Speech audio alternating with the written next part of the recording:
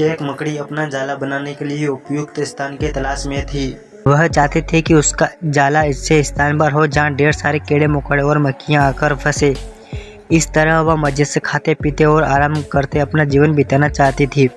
उसे एक घर के कमरे का कोना पसंद आ गया और वह वहाँ जाला बनाने की तैयारी करने लगी। उसने जाला बुनना शुरू ही किया था कि वहाँ से गुजर रही एक बिल्ली उसे देख जोर जोर से हंसने लगी। मकड़ी ने जब बिल्ली से उसके हंसने का कारण पूछा तो बिल्ली बोली, मैं तुम्हारे बेवकूफ़ी पर हंस रही हूँ। तुम्हें दिखाई नहीं पड़ता कि ये स्थान कितना साफ सुथरा है? यहाँ न कीड़े मकोड़े है न ही मक्खियाँ। तुम्हारे जाले में कौन फंसेगा? बिल्ली की बात सुनकर मकड़ी ने कमरे के उस कोने में जाला बनाने का विचार त्याग दिया और दूसरे स्थान की तलाश करने लगी। उसने घर के बरामदे में लगी एक खिड़की देखी और वह वहाँ जाला बुनने लगी। उसने आधा जाला बुनकर तैयार कर लिया था, तभी एक चिड़िया वहाँ आई और उसका मजाक उड़ाने लगी। अरे तुम्हारा दिमाग ख़राब हो गया है क्या, जो इस खिड़की पर जाला बुन रही हो? तेज़ हवा चलेगी और तुम्हारा जाला उड़ जाएगा। मकड़ी को चिड़िया की बात सही लगी। उसने तुरंत खिड़की पर जाला बुनना बंद किया और दूसरा स्थान ढूंढने लगी। ढूंढते ढूंढते उसकी नज़र एक पुरानी अलमारी पर पड़ी। उस अलमारी का दरवाज़ा थोड़ा खुला हुआ था। वह वहाँ जाकर जाला बुनने लगी। तभी एक कॉकरोच वहाँ आया और उसे समझाइश देते हुए बोला, इस स्थान पर जाला बनाना व्यर्थ है। यह अलमारी बहुत पुरानी हो चुकी है। कुछ ही दिनों में इसे बेच दिया जाएगा। तुम्हारी सारी मेहनत बेकार चली जाएगी।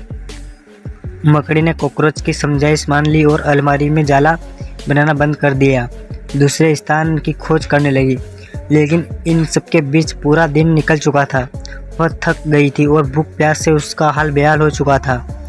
अब उसमें इतनी हिम्मत नहीं रही थी कि वह जाला बना सके।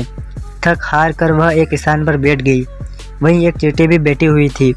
थकी हारी मकड़ी को देख चींटी बोली, मैं तुम्हें सुबह से देख रही हूँ, तुम जाला बुनना शुरू करती हो और दूसरों की बातों में आकर उसे अधूरा छोड़ देती हो।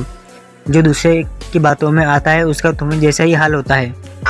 चींटी की बात सुनकर मकड़ी को अपनी गलती का एहसास हुआ और वह पछताने लगी।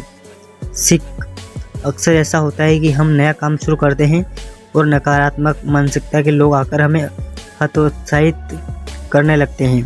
वे भविष्य की परेशानियां और समझाइशें गिनाकर हमारा हौसला तोड़ने की कोशिश करते हैं।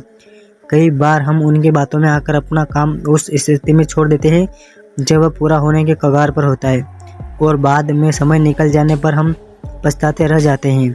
आवश्यकता है कि जब भी हम कोई नया काम शुरू करें तो पूर्ण सोच विचार कर और उसके बाद आत्मविश्वास और दृढ़ निश्चय के साथ उस काम में जुट जाएं। काम अवश्य पूरा होगा। जीवन में सफलता प्राप्त करनी है तो लक्ष्य के प्रति ऐसा ही दृष्टिकोण रखना होगा। धन्यवाद।